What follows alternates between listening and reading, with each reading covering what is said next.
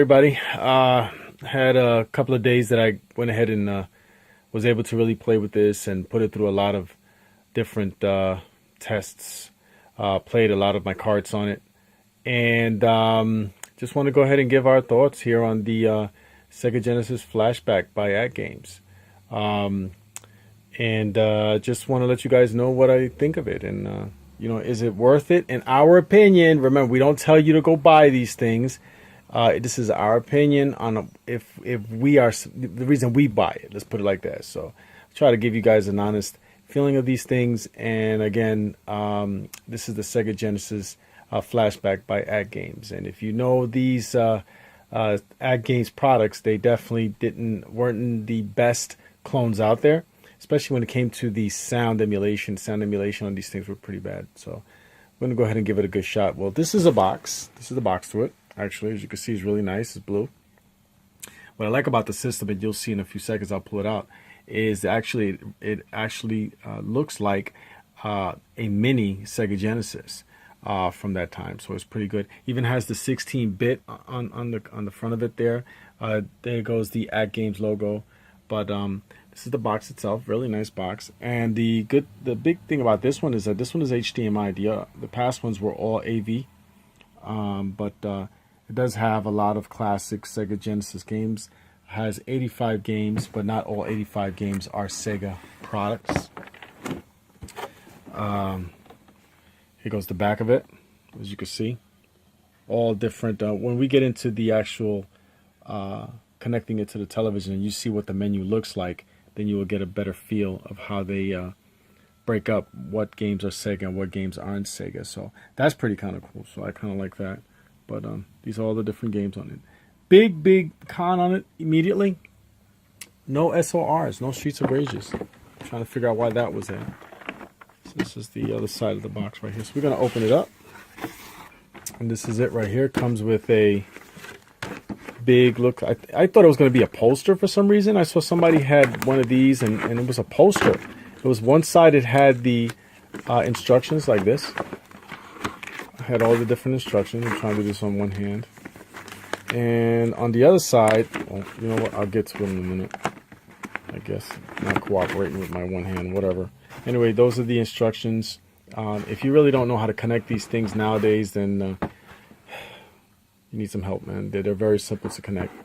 It has the 2 ports, so you can utilize actual Sega Genesis controllers, which is kind of cool. This is the bottom of it. Gives you the serial number and all that kind of stuff right there, the information. In the back, it has for the adapter, power adapter right here, and this is where the HDMI would go into. Turn on the machine right here. This is the button to turn on and turn off the machine. I'm going to plug it in right here. I really like the ridges, man. I guess it's really for heating purposes. When it overheats and stuff like that, they go on the bottom also. Really, really nice. Very light, cheap plastic, but the design is very, very nice because it's reminiscent of the actual system itself from a bygone era. A great bygone era, actually, the Sega, the 16-bit era. But here I would have, it would come with HDMI cables. I already connected the HDMI cables to the television, so it's just getting ready right now for me to connect it for you. And I already have the adapter plugged into the socket. And these are the controllers, very nice controllers. They look like the old 6-button controllers for the Genesis back then. In the past, when Atgames had these wireless controllers that would come with these systems, they were awful, man. You actually had to be like right in front of the game system so it can read the movements, and there was a lot of the responsiveness was not too good. It runs on 2 AAA batteries, each of them. As you can see, it has several different options here. It has a menu option in the middle. It has the start button right here. And what does that say right there? Oh, the rewind. There's a rewind button, actually, and I'll show you what that means. It kind of gives you kind of a cheap little way that you can battle some of those bosses or get by those levels that have always been pains. For me, it's always one of the levels I've always had a lot of problems with. I hate it, but one of my favorite games of all time is Shinobi 3. I hate the part where you have to jump on those rocks. to get to the top before you get towards the leader. So I hated that. But yeah, a little screw in the back. Little screw in the back, 2 AAA batteries. So we're going to go ahead and connect the system. All right, the system is connected. As you can see, the power in the back is a little dark in here. I'm sorry, guys. The adapter cable's in, the HDMI cable's in, and here goes the power button. We're going to turn it on. See that little light that comes on right there letting you know.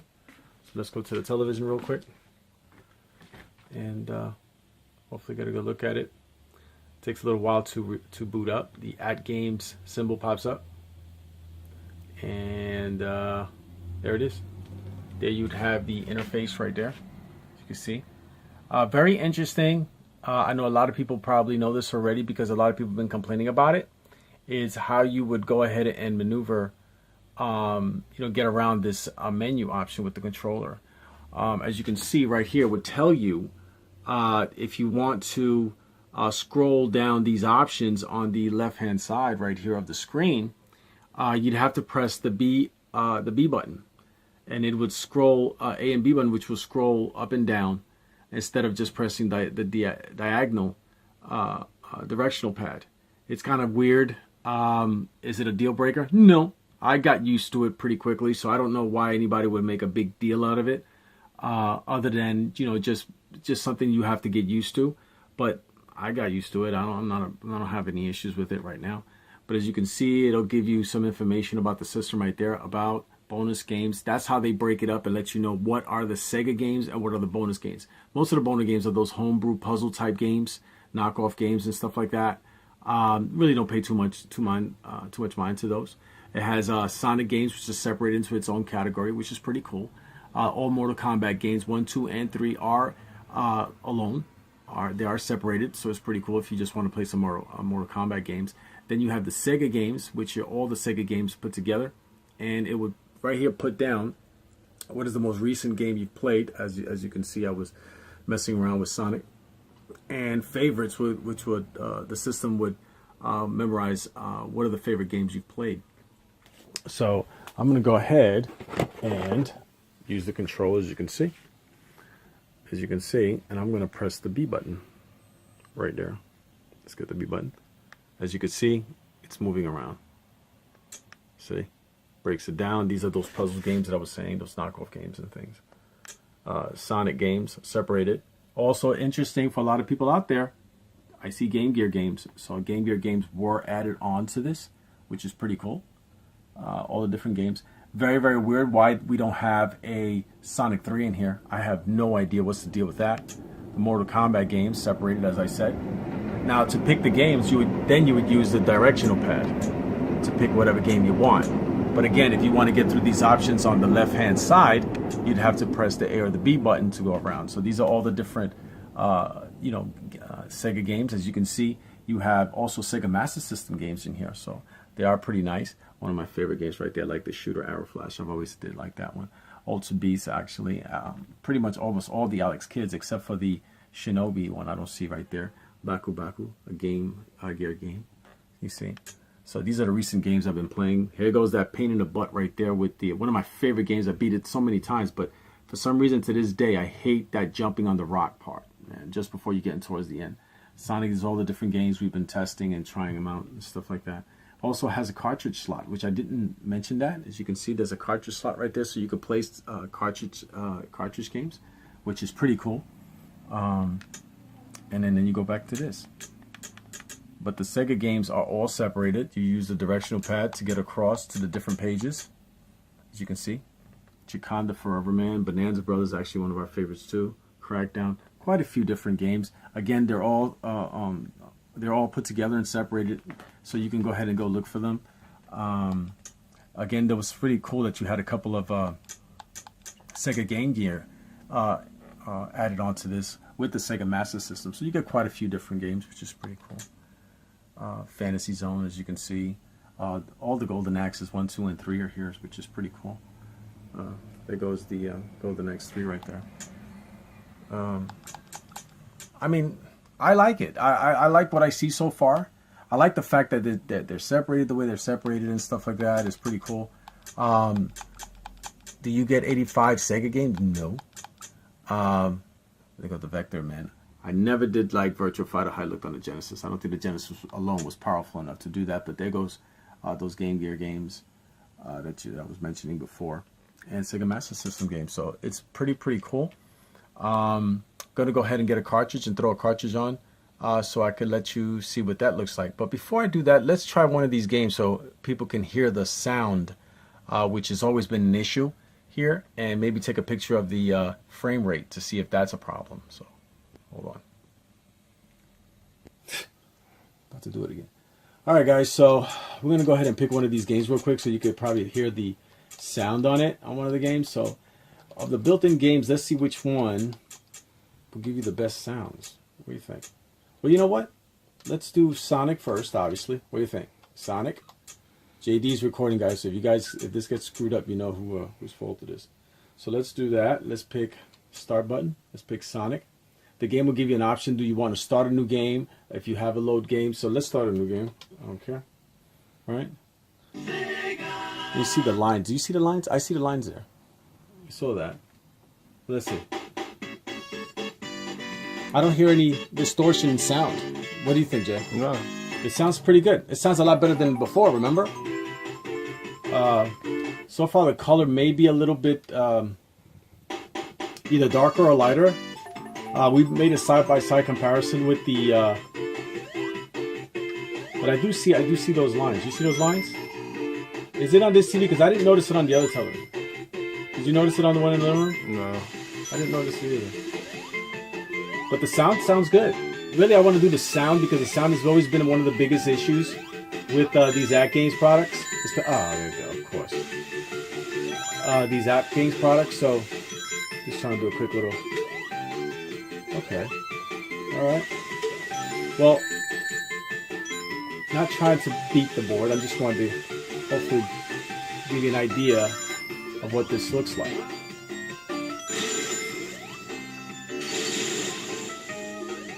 All right.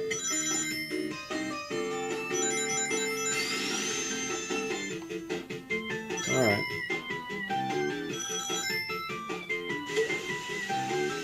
All right. All right. So he's going to pause that real quick. All right. I'm going to go ahead and stop this right now. And what you normally would do is you would press the start button. Oh, no, I'm sorry. You would press the menu button. You press the menu button and it'll tell you to get out. As you can see, you would press down to quit the game, quit the current game, and brings you right back into the interface. So it's pretty cool. And you don't have to be in front. Again, with the controllers, a big plus is that you don't have to be in front of the system. So I'm going to go ahead and put a cart in to the system. And we're going to put one of the ones that definitely would test the sound on it, which is, you got it, Jay? Streets of Rage. Let's throw some Streets of Rage in there. Right. I never, some people have, I don't know if anybody has. I usually turn off the machine before I put a cart in. I don't know if that's a necessity. But we're going to go ahead and put some Streets of Rage. And I also have Streets of Rage 2 here. But again, I'm just trying to give everybody a basic feel of what this looks like. And hopefully not make this too boring for anybody. But again, this is our opinion right now.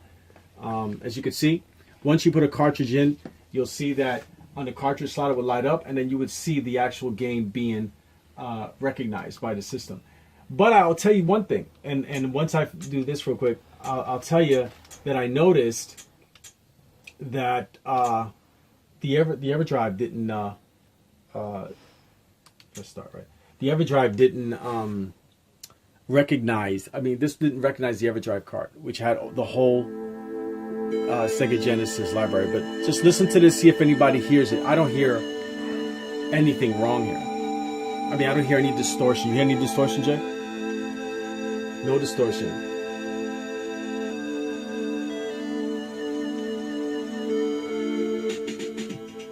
Sounds nice, man. Sounds really, really nice. Let's see if I can raise it up a little bit.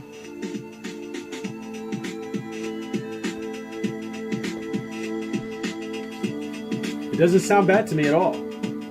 It sounds like, it definitely sounds better than the previous Atgames Sega product. It sounds good. I have no issues with it.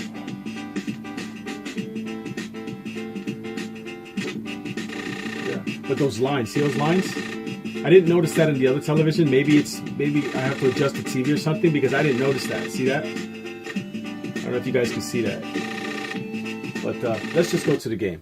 Okay, let's just try the game real quick. It's probably a lot easier just to do that. Okay. All right, let's do it. Let's hear it.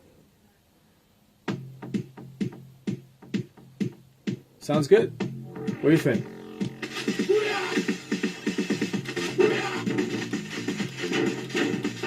I do notice that that on this TV, maybe it's because the way we have the color set up on this TV, it's a little lighter than the one in the room.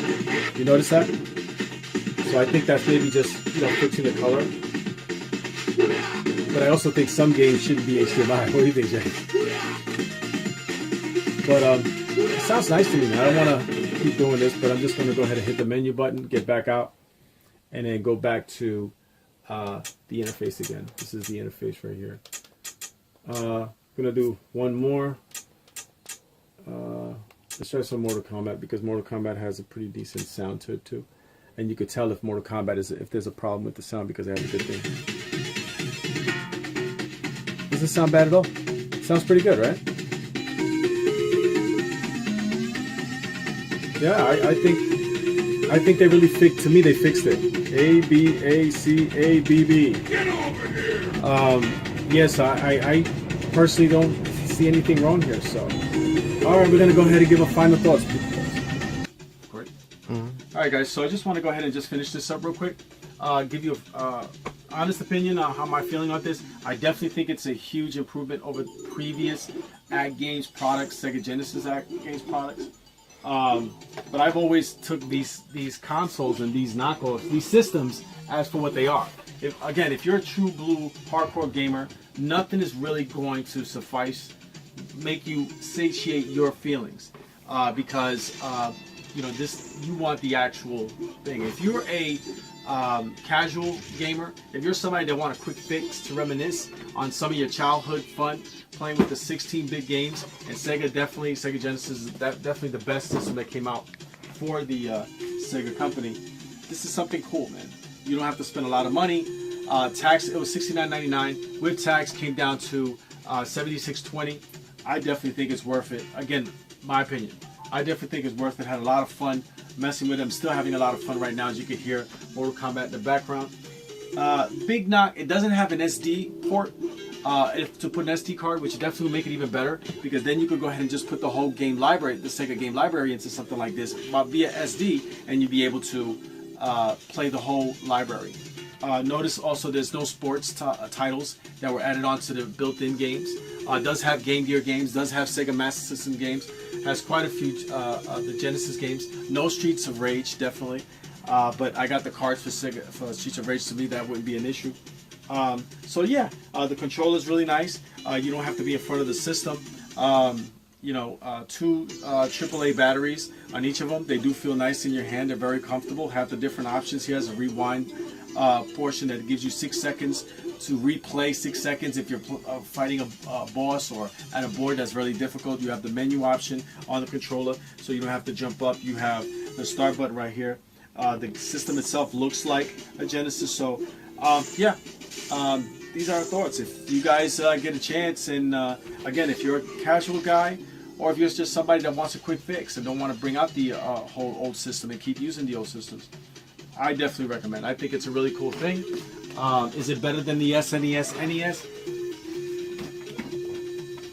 Depends on how you look at it. The SNES and NES, you can't use the cartridge. There's no cartridge slot to it. So that kind of knocks it, of course. But then again, SNES and NES were made by Nintendo. They were, pushed by Nintendo. So you're definitely going to get much better quality with that. But yeah, the Sega Genesis Flashback for Atgames. Definitely recommend if you guys get a chance, pick one up. And as always, thanks for watching, guys. Really appreciate the support. Hope you guys enjoyed the video. And as always, Jay, keep it retro. See you guys later.